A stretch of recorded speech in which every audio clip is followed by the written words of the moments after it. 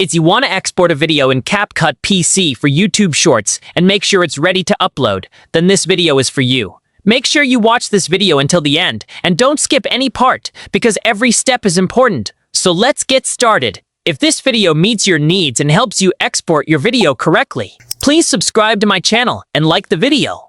To get started, open CapCut on your PC and open the project you want to export.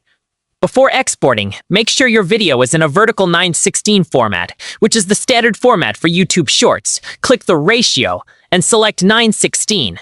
Once your editing is complete, click on the export button in the top right corner.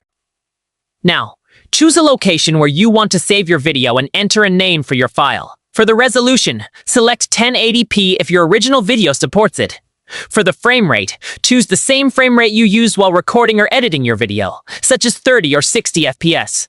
Next, check the export settings and make sure the video quality looks good. When everything is ready, click Export and wait for CapCut to finish processing your video.